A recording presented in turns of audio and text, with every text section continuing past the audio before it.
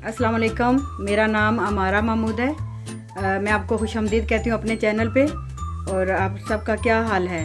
आपका फीडबैक माशाल्लाह बहुत अच्छी आ रही है, बहुत शुक्रिया। अभी मैंने अपना चैनल शुरू किया है और आज मैं आपके लिए बनाने लगी हूँ आलू की टिक्कियाँ। ये 2-3 किस्म की मैं आपको टिक्कियाँ बना के दिखाऊँगी। ये तकरीबन 1 किलो हैं आलू, ये धो के मैंने रखे हैं। ये 1 किलो से थोड़े से ज़्यादा हैं। और इसमें जाएगा ये नमक है, सुरख मिर्च है, 1 चम्मच आप अपने हस्बे जायका डाल सकते हैं। 1 चम्मच नमक है, 1 चम्मच सुरख मिर्च है, धनिया ज़ीरा पाउडर है, भुना हुआ ज़ीरा है, सफ़ेद ज़ीरा है, सूखा धनिया है, कुटी हुई लाल मिर्च है। और ये मैंने इसमें डाला है ये सब्ज़ मिर्चें जाएंगी और ये सब्ज़ धनिया है।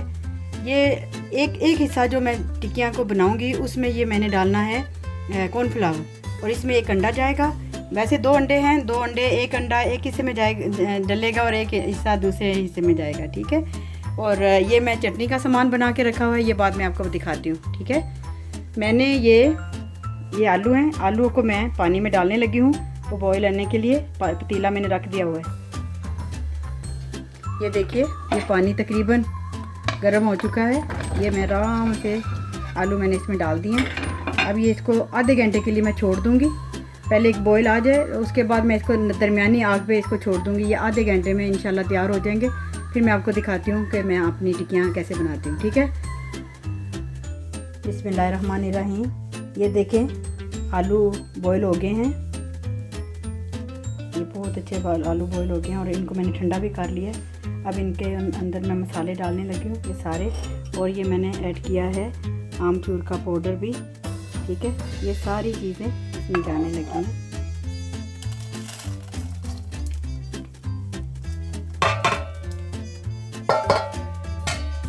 ये देखिए, ठीक है। अब इसमें धनिया और सब्ज़ मिर्चें भी चली गई हैं और इसमें ये लेमन भी जाएगा। लेमन अपने हिसाब से, अगर आप लोग कुछ लोग लेमन इस्तेमाल नहीं करते तो वो रहने दें। हम इसको मिक्स करते हैं। अभी आपको एक और तरीका भी बताऊंगी थोड़ा सा इसको मिक्स करने के बाद।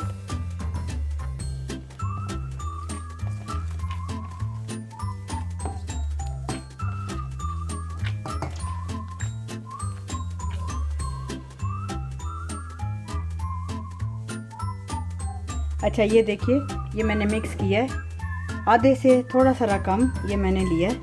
अब इसमें ये कॉर्नफ्लावर, ये 2 चम्मच हैं तकरीबन छोटे, और ये 1 अंडा, इसको मैं फेंटती हूँ। ये देखिए, ये तकरीबन आधे से थोड़ा सारा ज़्यादा, ठीक है। इसको मैंने मिक्स करना है इसलिए क्योंकि अब जब मैंने इसको तलना है टिक्की को, इसमें अंडा बाहर भी नहीं लगेगा और ये जो कॉर्नफ्लावर डाला है इसकी वजह से वो बहुत क्रिस्पी हो जाएगी टिक्की। दिखाती हूँ। अच्छा देखें, मैंने आज 3 किस्म की आपको टिक्कियाँ बना के दिखानी है, ठीक है। अब मैंने ये लिया बेसन, इसमें मैंने नमक और मिर्च मिक्स की है। अब मैं थोड़ा सा पानी डाल के इसको मिक्स करके आपको बताती हूँ। अच्छा, ये देखिए, ये 6 टिक्कियाँ मैंने बनाई हैं जिसमें कॉर्नफ्लावर है और अंडा इसमें अंदर ही है। ये मैंने जो टिक्कियाँ बनाई हैं ये मैंने वैसे ही तलनी है अंडे के साथ। और ये जो टिक्कियाँ बनाई हैं इसको मैंने बेसन के साथ तलना है। ये ऐसे लगेगा जैसे आप बाज़ार से लेके आए हैं। और मेरी आपको पता है चीज़ जो मैं बना रही हूँ वो बिल्कुल घरेलू और सस्ती है। और ये देखें, 1 किलो आलू में से ये थोड़ा सा अभी बच भी गया है। मैं फिर बाद में और बना लूँगी, ठीक है। मैं आपको दिखाती हूँ बना के। ये देखें, जिस कढ़ाई में मैंने ये गोल वाली टिक्कियाँ करनी है वो उसका तेल बॉईल हो गया है और दूसरा फ्राई पैन है, इसमें मैंने वो टिक्कियाँ तलती हूँ, फिर मैं आपको दिखाती हूँ। अच्छा, ये देखें, ये जो बेसन है इसको इस हद तक पतला करना है। ये बहुत ज़्यादा पतला भी ना हो ना तो ज़्यादा गाढ़ा हो, ठीक है। ये देखें, ऐसे करके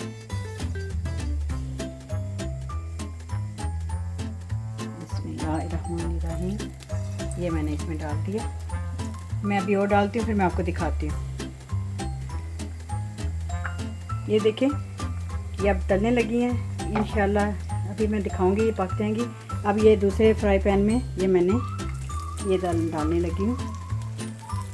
ये बगैर ये इसके अंदर ही अंडा चला गया हुआ है और कॉर्नफ्लावर भी है। ये अभी पकते हैं फिर मैं आपको दिखाती हूँ। मैंने गैस तेज़ कर दी है। ये देखें, ये मैं अब इसको साइड चेंज करने लगी हूँ। देखिए इसका रंग कितना अच्छा आया है, ना ये टूटेंगी क्योंकि इसके अंदर ही कॉर्नफ्लावर हमने डाला हुआ है, जिसकी वजह से ये क्रिस्पी भी हो गई हैं और ये टूटेंगी भी नहीं। और जो अगली वाली होंगी नेक्स्ट जो टिक्कियाँ हैं वो उसको मैं बाहर अंडा मैंने लगाना है। और ये देखिए अभी ये टिक्कियाँ हो रही हैं। ये देखिए कितनी अच्छी हो गई हैं। बाज़ार में भी इसी तरह की मिलती हैं, हम घर में क्यों ना बनाएं। ठीक है, देखें ये दोनों साइड से कितनी अच्छी हो गई हैं। इसका कलर कितना प्यारा आया है। ये आपने अपने घर में ज़रूर बनानी है और मुझे भी बताना है कि कैसी बनी है। ठीक है, और ये देखिए साथ ही मेरे ये भी पक रहे हैं। ये जैसे कोफ्तों का साइज़ होता है या गुलाब जामुन का साइज़ होता है, आप उस तरह का भी बना सकते हैं। इसको थोड़ा सा सुर्ख कर लें क्योंकि ये पक गई हैं, थोड़ी सारी रह गई। दिखाती हूँ। अच्छा ये देखिए अब माशाल्लाह ये बिल्कुल तैयार हो गई हैं। इनको मैं निकालने लगी हूँ, डिश आउट करती हूँ। आप ये रमज़ान में भी बनाएं, वैसे भी घर में बनाएं। बच्चे बहुत शौक़ से खाते हैं, मेरे बच्चे भी बहुत शौक़ से खाते हैं। इसमें अपने जब आपने बेसन थोड़ा सा गूंदना है, उसमें नमक मिर्च हल्का सा डालना है आपने, ये वरना फीका रह जाता है। अंदर आप मसाला अपनी मर्ज़ी का डालें। थोड़ा सा खटास हो तो ज़्यादा मज़े का होता है। ठीक है, ये तो हो गया। अब ये देखें मेरे पास ये टिक्कियाँ हैं, इनको मैं ये इस अंडे को लगा के फिर मैं आपको दिखाती हूँ। ये देखें, बिस्मिल्लाहिर्रहमानिर्रहीम। ये देखें। अब कोई भी चीज़ देखें, ये आलू वही सेम है।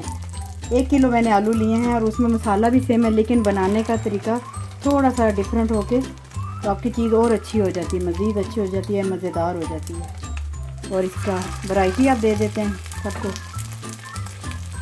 इंशाल्लाह और भी मैं अपनी वीडियो लेके आऊँगी खाने की। अब देखें इसको मैं साइड चेंज करती हूँ। ये मैंने अंडा बाहर लगाया था।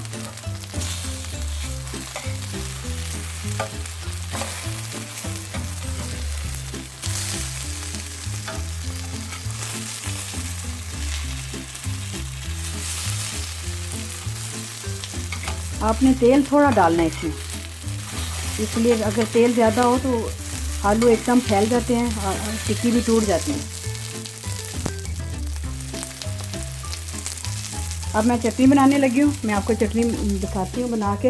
ये मेरा सामान है, ये मैं चटनी बना के दिखाती हूँ आपको। देखें हमारी टिक्कियाँ तैयार हो गई हैं। ये वाली हैं जिसके बाहर अंडा लगा था, ये बेसन वाली हैं और ये कॉर्नफ्लावर और अंडे वाली हैं। ठीक है, ये आप लोगों ने अब इसको खाना है। और ये देखिए मेरी चटनी भी तैयार हो गई है, अभी मैंने फ्रेश बनाई है आपके लिए। माशाल्लाह बहुत अच्छा बना है। अपना ज़रूर अपने घर में ट्राई करें और मुझे बताइएगा। ठीक है, एक टिप और मैं आपको बताने लगी हूँ। ये जो मैंने नींबू निचोड़ा था ये खाली हो गया। ठीक है, इसमें थोड़ा सारा रह जाता है। ये चीनी है मेरे पास। ठीक है, चीनी को इतनी सी चीनी लेके ये देखें इसमें से रखें, इसको थोड़ा सा ऐसे रब करें। फिर उसके बाद ये जो आपके हाथों की उंगलियों की ये जो साइड होती हैं, ये वाली ये वाला इधर से आपने इनको रब करना है। इससे आपका वो जो कलर होता है, हाथ भी साफ़ हो जाते हैं, ऊपर से वो गंद भी उतर जाता है। मैं आपको बताती हूँ। अब मेरे कोई और हेल्प करने वाला नहीं है। बस ऐसे करके आपने लगाना है, ऐसे करके, ऐसे ऐसे करके अच्छी तरह। मुंह के ऊपर तो लेमन हम लगाते हैं, या हाथों के ऊपर भी ऐसे लगाएं। और जो कोनी होती है हाथ बाजू की कोनी, उसके ऊपर भी इसमें चीनी लगा के, फिर अगर ये जब ख़त्म हो जाए थोड़ी सी और चीनी डाल लें। वो लगाएंगे तो आपका वो कालापन जो होता है वो ख़त्म हो जाता है, हल्का हो जाता है, सफाई हो जाती है। ठीक है, अपना बहुत ध्यान रखिएगा, और अपना, अपने घर वालों का, अपने इर्द गिर्द वालों का, सबको दुआ में भी याद रखें। अपने मुल्क के लिए बहुत दुआ करें। हमारा इस वक्त मुल्क बहुत परेशानी में जा रहा है। अल्लाह ताला हमारी परेशानियां दूर करे। और मेरा खाना ज़रूर लाइक कीजिएगा, अपना दुआओं में भी याद रखना। इजाज़त दें, अल्लाह हाफिज़।